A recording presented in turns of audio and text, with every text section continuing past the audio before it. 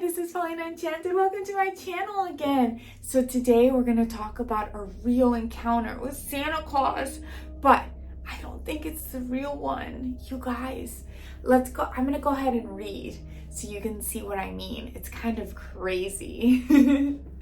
Okay, here's your warning. It's pretty spooky. You guys are in for a roller coaster. So let's hop in. I don't know why I took the back roads that night. Maybe it was just the habit of avoiding the highway.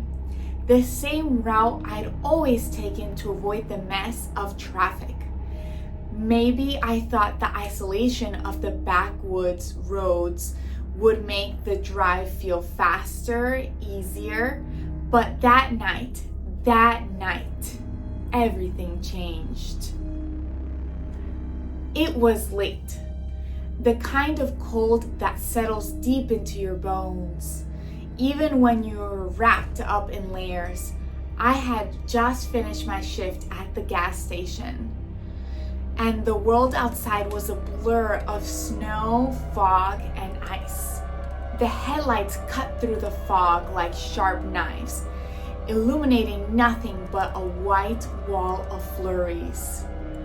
It was the kind of night where you could get lost without even realizing it.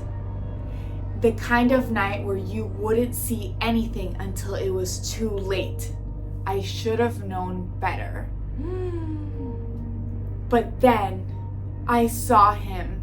At first, it didn't make sense. It couldn't make sense. I figured standing alone in the middle of nowhere.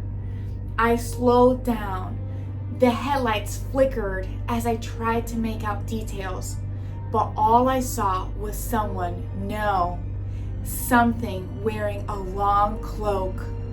The figure was massive, too massive.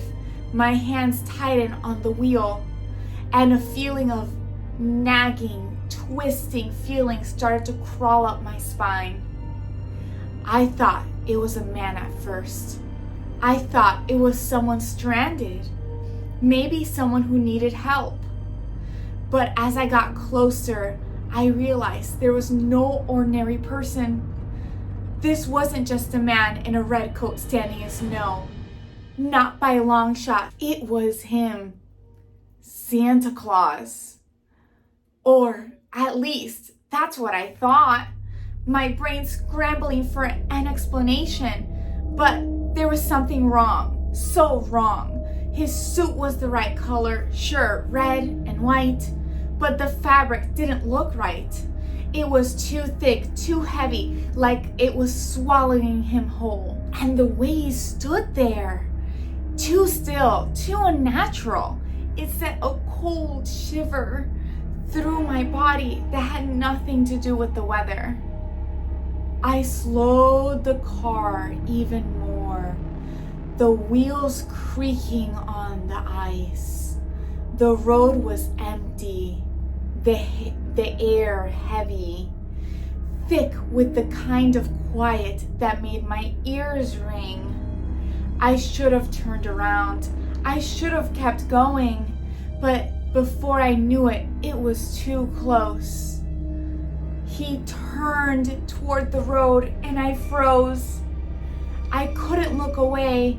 His eyes were the first thing I noticed, black, dark as night. But not in the way eyes are supposed to be. There was no life in them.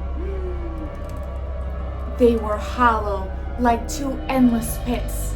And his smile, God, his smile was wrong. It stretched too wide, too far, a grin that wasn't the jolly, heartwarming one I remembered from childhood. No, this one was twisted. This one was a threat. I don't even know what I was thinking when I stopped the car. I should have driven away. I should have floored it and never looked back. But there I was, staring at him, staring at Santa. My breath was fogging up the window. My hands were shaking as I fumbled for my phone to call someone, anyone, but the screen flickered once, then went black. The car engine sputtered and then fell silent. And then the tapping started. It was soft at first, almost like a whisper. Tap, tap, tap. My heart leaped into my throat. I looked over, and there he was. He was at the window, his face pressed against the glass, and I swear to God, his eyes never left mine. The window fogged up where his breath hit, and his face, it was all pale skin and that horrific too wide smile. Lost boy? His voice was deep, low, like it hadn't been used in a long time. There was a rasp in it. He hadn't spoken in years. It wasn't the voice I remembered from the stories. There was no warmth in it. It was wrong. I couldn't move. I couldn't speak. My mouth was dry, and all I could hear was the thudding of my own heartbeat. I tried to roll the window down, tried to open the door, but my hands wouldn't obey. The car was suddenly too small, the air too thick, pressing in on me from all sides. And then he leaned in closer. God, I can still feel it. His breath cold, foul, like something dead, misted up the glass as he pressed his face even closer. You know, he said, almost like he was savoring the words. Christmas is about giving, but not all gifts are sweet, boy. His smile stretched wider, impossibly so. Some gifts take. I barely registered what he said. All I could think was that I had to get away. I had to move. I had to. Then, with a horrible crack, his hand slammed against the window. I don't even know how he did it. His fingers were so long, so unnatural. I felt the frame shudder, the glass rattling in the door. You're coming with me, boy. The words came out like a growl, low and full of malice. I swear I heard something behind him, something huge. A shadow, dark and moving, slithering like it was part of the night itself. Something that wasn't human. The air grew colder, the wind picked up, howling like it was alive. My breath caught in my throat. Then, the car shuddered again, as if someone was trying to rip it open. I could hear it, hear the scraping of claws on metal, like something was trying to reach inside. I don't know what happened next. All I knew was that everything went black. I woke up later, disoriented, my hand still gripping the steering wheel. Then the car shuddered again, as if someone was trying to rip it open. I could hear it, hear the scraping of claws on metal, like someone was trying to reach inside. I don't know what happened next. All I knew was that everything went black. I woke up later, disoriented, my hand still gripping the steering wheel, like it was the only thing keeping me from falling into a nightmare. I don't know how much time passed. The car was running. The headlights were still on, cutting through the fog, but I wasn't on the road anymore. Somehow, I had ended up back in my childhood home, parked in the driveway. My breath was shallow, my chest tight with panic.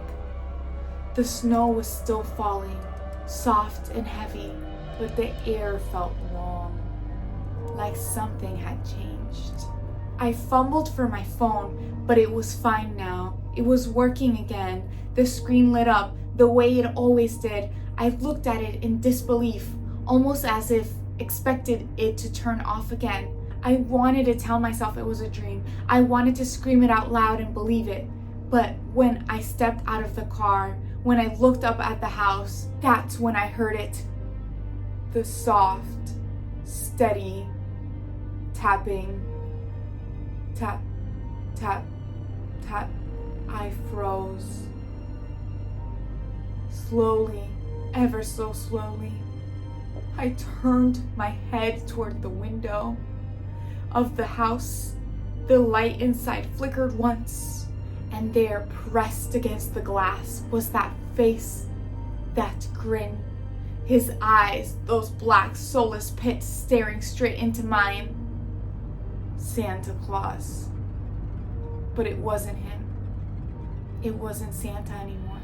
And he wasn't finished. Not by a long shot. And I knew, deep in my guts, there was no escape. Not this time. Wow, that was definitely a thriller. Definitely not Santa Claus, in my opinion. If you believe he's real, that's not him. I do like Saint Nick and his good deeds, and I like the story of Santa Claus. But yeah, that was definitely something else. I love hearing your stories of your bizarre encounters. If you had one with something that looked like Santa or any weird paranormal thing in your life, let me know in the comments. I'll see you next time. Sending love and positivity. I hope you have a wonderful day. Bye.